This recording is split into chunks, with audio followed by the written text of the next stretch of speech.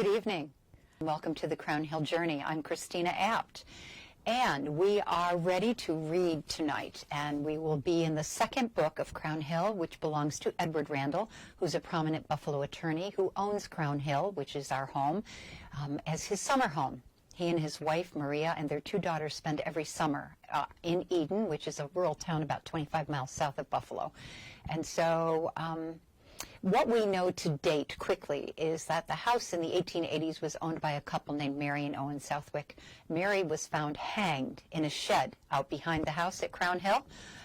We found out last night that the town doctor declared her hanging a suicide, while the town believes that Owen Southwick murdered his wife and hung her himself. So we don't know what's true or what isn't. What we do know is that Mary died violently, and it inextricably wounded her spirit, and so she cannot pass from this world. Her spirit can no longer pass from this world to the next, if you believe in those things. And because of that, Mary lingers within the house, within Crown Hill. Crown Hill is the narrator of this book. The house is the narrator. And at the end of Mary's book, which was the first book, one chapter, the house tells Mary that it will help her, it will protect her and help her do anything it can to help her find a way to pass. What we've learned so far with Edward and Maria is that Edward is still in the city. He's coming to be with the girls, but Maria and her daughters are already there. They meet a young neighbor girl who stops by, Rose, who has some type of a spiritual encounter at Crown Hill while she's there. Maria is furious, scared, doesn't want any part of it, feels like Crown Hill is a sanctuary for their family.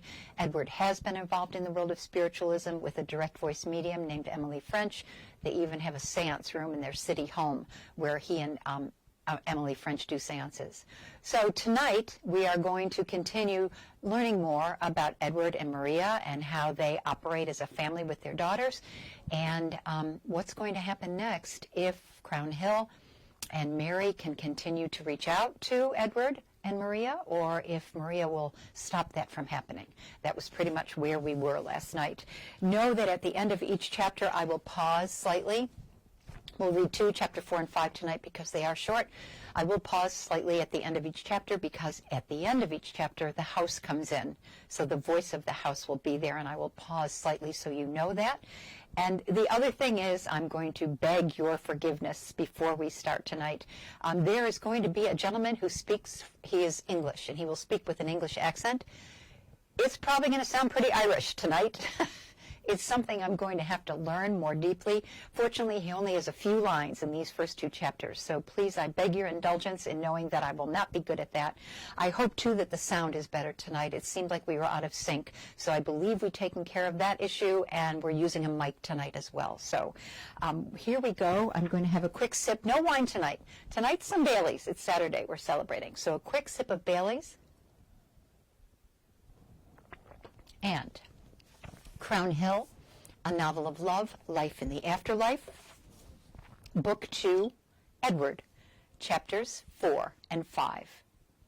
Turn on the flashlight. Sorry, I have to have a flashlight here to read, and it was on, and it went off, so hang on a second, everybody. I've got to get my flashlight back, or I'm too blind to read. Sorry. Turn on the flashlight. There we go. Flashlight on. Yes, thank you. Okay, everybody's a comedian tonight. All right. Chapter 4. The telephone's high-pitched ring echoed through the cavernous Waldorf Astoria penthouse. As the hotel butler moved to answer the telephone, the suite's current occupant, Sir Arthur Conan Doyle, drew his leather-winged chair closer to the oversized marble fireplace set against the far living-room wall. Settling down to read, the esteemed novelist kicked off his comfy leather slippers in a resolute attempt to warm his always cold feet. Sir Arthur had made the trip to New York from his home in Sussex, England, as part of a North American speaking tour on spiritualism. While in Manhattan, he also planned to attend the Society of American Magicians' annual banquet with his friend, Harry Houdini. The Sherlock Holmes author became fascinated with the subject of spirits and fairies in the late 1890s and ultimately penned a number of magazine articles on the subject. With his elegant stature, his heartfelt good nature, and his passionate belief in the spirit world, Sir Conan Doyle soon evolved into an in-demand speaker on the topic, traveling around the world to share his considered perspective. This current speaking tour fully evidenced the accomplished author's popularity, as his original 3-day lecture, scheduled at Carnegie Hall, had quickly expanded to 7 appearances to accommodate the many clamoring to attend. In between his lectures, Sir Arthur luxuriated in the world-class amenities of his hotel suite, working his way through a collection of recently published books on spiritualism whose titles intrigued him. At the moment, Sir Arthur was deeply immersed in a tome written by an American acquaintance, Edward Randall. The book was titled The Dead Have Never Died. While the two men had not met in person, they corresponded regularly on the topic of spiritualism, connected through their mutual friendship with Houdini. It was Sir Arthur's intent to meet Edward during his ongoing speaking tour, which included an appearance at the Hotel Lafayette in Randall's hometown of Buffalo, New York. Reading the man's book before meeting him was essential to Sir Conan Doyle. "Excuse me, sir. A Mr. Edward Randall is on the phone asking to speak to you," the butler formally announced. "He said that he is returning your call." Here comes the English. "Thank you, Robert. I'll speak to Mr. Randall in my room." The Waldorf Astoria's penthouse provided guests with telephones in the main living area as well as in the bedrooms. It was a standard of luxury unknown in any hotel in the world. Closing the bedroom door behind him, Sir Arthur lowered himself into the overstuffed chair positioned next to the antique nightstand along the bed. He lifted the receiver from the ornate French phone and offered a hearty greeting. "Edward, old chap, jolly good to finally speak in person." Edward responded in kind and apologized for allowing a day to lapse before returning the noted author's phone call. From that point, the two easily worked their way through the required social pleasantries, until Sir Arthur redirected the conversation. "I say, Edward, when I complete my lecture here in New York, I'm engaged to speak at the Hotel Lafayette, which is right in your bailiwick. I was wondering perhaps if we might meet and enjoy some conversation over a spot of tea or a fine malt." Edward was relieved to hear the renowned author's invitation and replied without hesitation, "Sir Arthur, it's so good of you to ask, and actually I was wondering the same thing, only I was hoping that your schedule might permit you a few days at Crown Hill, our family's summer home. We are not terribly far from Buffalo, and my wife and daughters would be thrilled to meet the famous creator of Sherlock Holmes. Additionally, the extended time might allow us to engage in discussions of a spiritual nature." "A quite right idea, Edward," Conan Doyle responded enthusiastically. "Actually, after my Buffalo lecture appearance, I have time set aside to travel to the Spiritualist Assembly at Lilydale, which I understand is located not too far outside the city. No doubt I can accommodate a visit to Crown Hill in that time as well. It would seem, old chap, that our great minds think alike." "Agreed, Sir Arthur. Our summer home is located in a quaint rural town named Eden. Conveniently, it is located on a direct path between Buffalo and Lilydale. So make your plans accordingly and know that you are welcome to stay with us at Crown Hill as long as you please." "Jolly good, Edward, and many thanks for your most gracious invitation. I will make my plans accordingly." Exchanging proper goodbyes, the two men completed their conversation with the promise to soon reconnect. Pleased with the results of his telephone call, Edward headed to the dining room where Maria and the girls were engaged in their post-dinner ritual card game. Upon sharing the news of Sir Arthur's impending visit, Maria and the girls instantly began planning a summer party to honor the famous author. Wait, ladies, wait just a moment." Edward raised his hands in a tension-grabbing exclamation. "I'm not even sure when Sir Arthur will arrive at Crown Hill, so before you start inviting people and preparing food, let's first wait to hear his plans." It was always that way in the Randall household. Maria loved to hostess for any and all reasons, and her daughters were definitely following in their mother's footsteps. "Well, it doesn't hurt to plan, Edward," Maria responded in playful retort. "It takes more than just a day to put together a party for someone as important as Sir Arthur Conan Doyle, my dear." After almost 25 years of marriage, Edward was intimately familiar with his wife's tone. He also knew that when she made up her mind, the best litigator in the world could not change it. In acknowledgment, he kissed her softly on the cheek and replied, "Yes, dearest." Then, with oil lantern in hand, Edward retreated to the study off his bedroom on the second floor, leaving his girls to plan a way to their heart's content.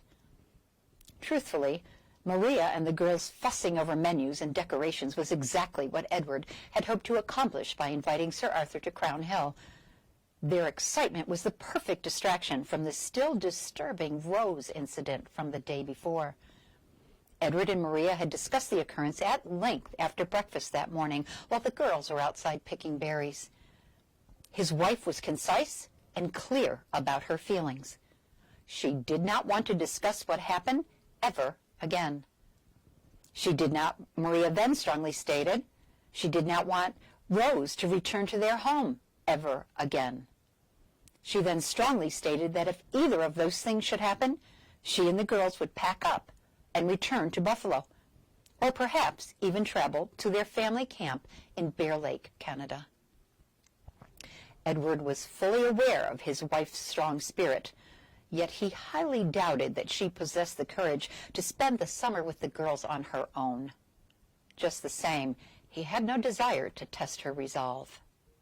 The good news was that since Edward's arrival, everything at Crown Hill had returned to its peaceful and normal nature. Now, with his plan to invite Sir Arthur perfectly in order, Edward was hopeful that his family could move past the unsettling Rose experience as if it never happened. He did, however, intend to fully discuss the incident with Sir Arthur during his time at his family's summer home. He was sure that their shared expertise would allow for a resolution as to what had actually happened at Crown Hill and why. Sitting at his desk, Edward felt smugly satisfied. He reached for his pince-nez glasses and placed them firmly onto the bridge of his nose. The disciplined barrister then took pen in hand and began writing a review of the events that had occurred with the young girl, as he recalled Maria explaining them. He would need details for Sir Arthur to consider. It was only minutes before Edward's self-satisfaction was shattered by a wailing scream that piercingly invaded every inch of the house.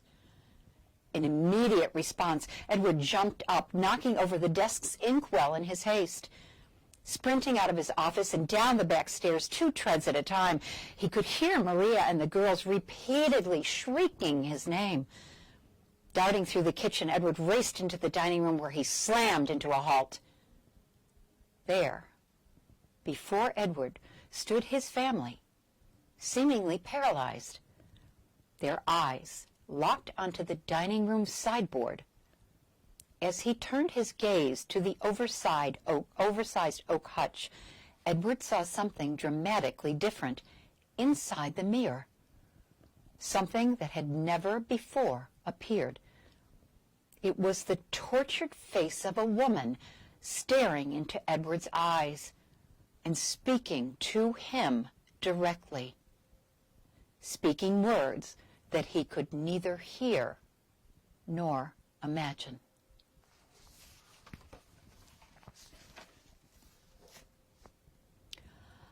I was devastated by Mary's actions in appearing to Rose.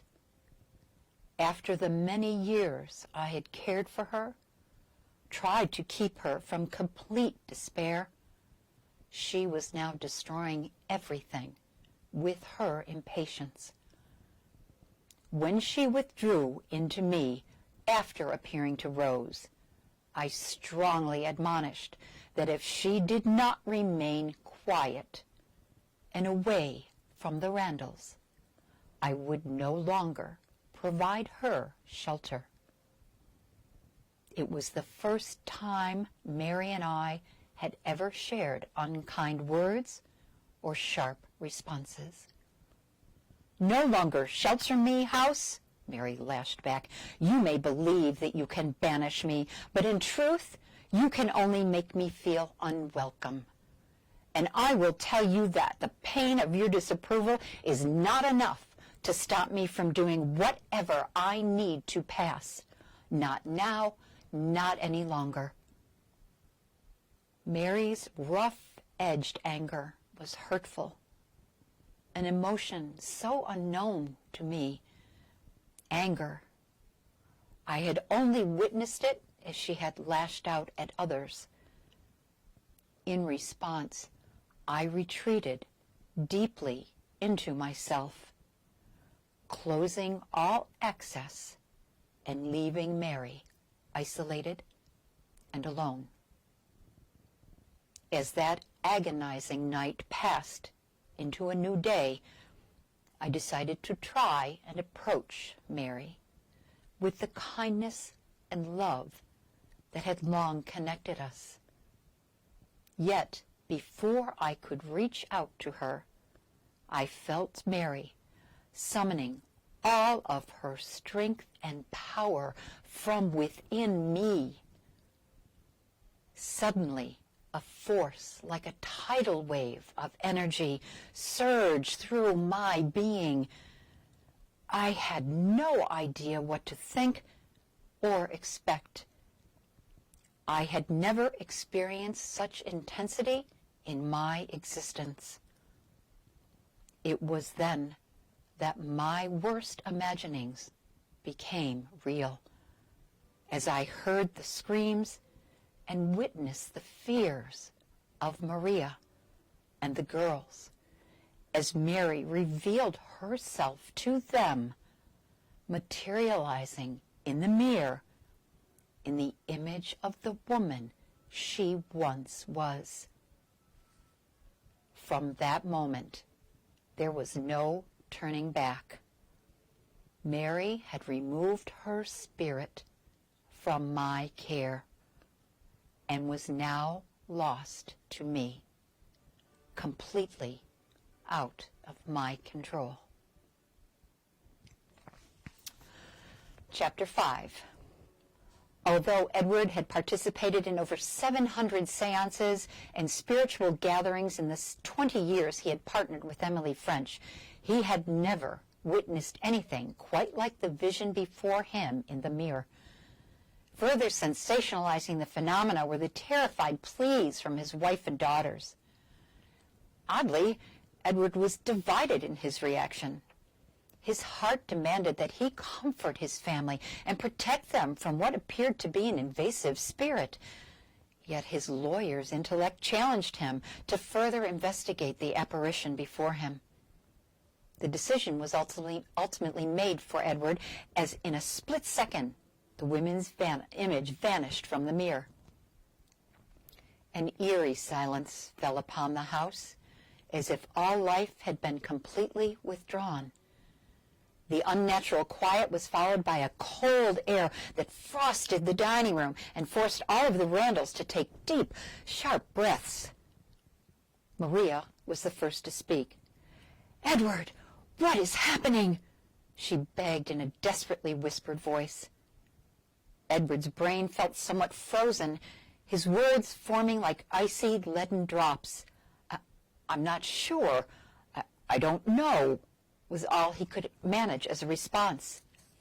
It was Maria who finally took charge of the unsettling situation. "Girls, I want you to go upstairs to your rooms now," she ordered while protectively wrapping her arms around each daughter. Before the two could protest, she handed each child a candled lantern and pushed them toward the front hall stairway. "Light the globes in the hallways upstairs and in your rooms. By the time you have done those things, I will be there with you." Without protest, both girls obeyed their mother, fear proceeding their every step as candlelit shadows taunted them along the stairway and into the long, dark second-floor hallway. Once the children were out of earshot, Maria turned to her husband. Edward was practically unaware of all going on around him, standing still entranced by the sideboard mirror. Maria's words sliced through the space between them. Edward, I cannot stay in this house, nor will I place my daughters in jeopardy by spending the summer here. While I don't blame you for what is happening, there is clearly something, or perhaps I should say someone, who has invaded our home and become determined to be known or acknowledged. While I am sure that the idea of such an occurrence is quite intriguing to you, it is completely unacceptable to me. In the morning, I'm going to take the girls and return to Buffalo. While Edward was aware that Maria was speaking, he was unable to grasp the impact of her words. His brain instead raged with the image of the woman's tortured face that had only moments ago demanded center stage in their dining room. Who was the woman? How was she appearing from inside the mirror? And why? Why here? Why now? Again, from his work with Emily, Edward was accustomed to the voices of spirits emanating from all corners of a room. As well, he had often seen photographs from spiritualist believers who claimed their murky black and white images to be ghostly apparitions. Yet never had Edward actually seen a spirit, if in fact that was what he and his family had just witnessed. Edward! Maria spit his name out of her mouth. Are you listening? Do you even hear me? Edward had no idea what his wife had been saying over the last few minutes. It wasn't that he didn't care. It was more that he was finding it impossible to get his brain to focus on anything other than the haunting face in the mirror. For the last time, Edward, do you hear me and do you understand? The girls and I are leaving. The anger in Maria's usually kind and loving voice jolted Edward to reality. This time he definitely heard and comprehended his wife's words and realized that if he wished to avoid a long summer apart from his family, he needed to think and act quickly. Maria, dearest, can we talk about this? Let's at least try and find some common ground, some solution other than you and the girls leaving. Common ground? Solution? Maria's words felt like tacks riveting across his body. I'll tell you what the only solution would be. We need to sell Crown Hill, walk away from whatever it is that has transformed our lovely summer home into this house of terror. Otherwise, there is no solution. No matter what happens, I will never again be able to walk into this house, sit in this dining room, or rest in my bedroom without concern of something unnatural or frightening about to occur. Edward did not doubt his wife's words, nor could he misinterpret her body language or misconstrue the look in her eyes. If he indeed wanted his family to continue their treasured summer holidays, it would seem such escapes could only happen in another place, far away from Crown Hill. My darling, Edward approached with outstretched arms and embraced his delicately beautiful wife. As he protectively caressed her, Edward set about detailing a meticulous defense of all that had happened in the past 24 hours. I completely understand how you feel, and I don't blame you for wanting to leave Crown Hill, never again to return. But, my dearest, can you allow the minor incidents of the last 2 days to override the enjoyment and special memories we have experienced in so many summers here? Edward could feel his words working their magic. His strokes across his wife's back were further soothing her fears, causing them to ebb and flow away. Edward was sure that if he could find just the right combination of words, Maria would be open to other possibilities than departure. What Edward did not anticipate was the strength of his daughter's emotional counter-defense. "Mother, please!" Virginia called out from the stairway landing. "Marion can't stop crying, and we are both scared. We lit all the globes, but the shadows look like that awful face in the mirror, and it's terribly frightening. Please, please come upstairs now." The girl's words returned the icy chill into Maria's veins. Her back stiffened as she pushed herself away from Edward's warming embrace. "I'm sorry, Edward. I know how much you love Crown Hill. And I, too, have loved every summer we have spent here as a family. But whatever is happening here now, it is just too much. And with that, Maria went to her daughters, leaving Edward alone in the darkened dining room, leaving him to wonder how his life had changed so abruptly and why. I was stunned by Mary's power, by what seemed to be her complete betrayal of our friendship, all that we had shared over the years, everything we had planned and agreed to following the Randalls' arrival. Mary's appearance in the mirror was beyond any haunting she had ever undertaken. Not only did it damage Maria and the girls, it depleted all of the spiritual strength she possessed. It was full fury that allowed Mary's spirit to materialize. The culmination of years of anger and frustration over Owen's abuse and at being trapped on this earth with no means of deliverance to a place of eternal peace. Yet it was the irrational passion of Mary's fury that most astounded me. Even now, I struggle to describe the emotions that filled my being after her cruel haunting of the Randall family. Intense fear emanated from Maria and the girls. Focused curiosity and shock poured from Edward.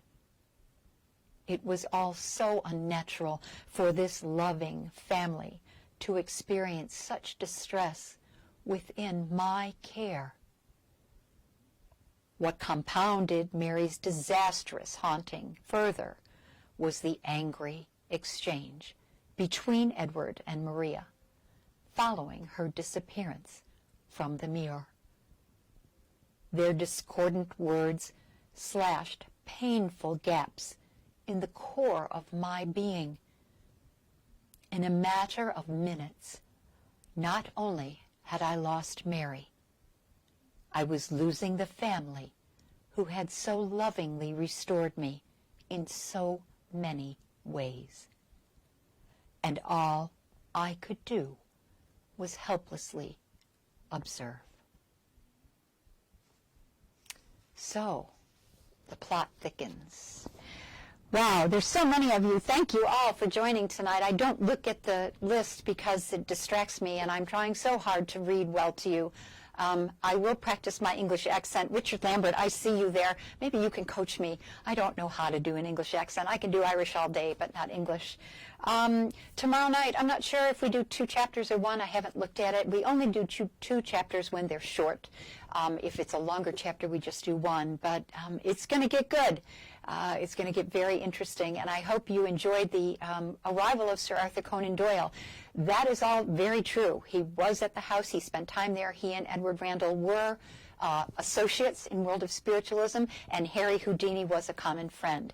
So it's kind of fun that all these things happened in this house that I lived in for 20 years, and now I get to share with you. I hope you are enjoying the house as the narrator of the end. At the end of each chapter, the house was and will always be in my life a real essence of a being, and protected me and took care of me. And this story, I believe, I did what the Randalls did. I restored this house after it had been a commune for 17 years, and I firmly believe that the house then gave me this story to tell. So, thank you so much for joining me. We've probably been a half an hour, which is about what we do. Please have a wonderful rest of your Saturday night. Stay safe, stay well, wash, drink water, get outside if you can. And cheers tonight to Bailey's. I'll see you tomorrow night at 7:30. Enjoy the Crown Hill Journey.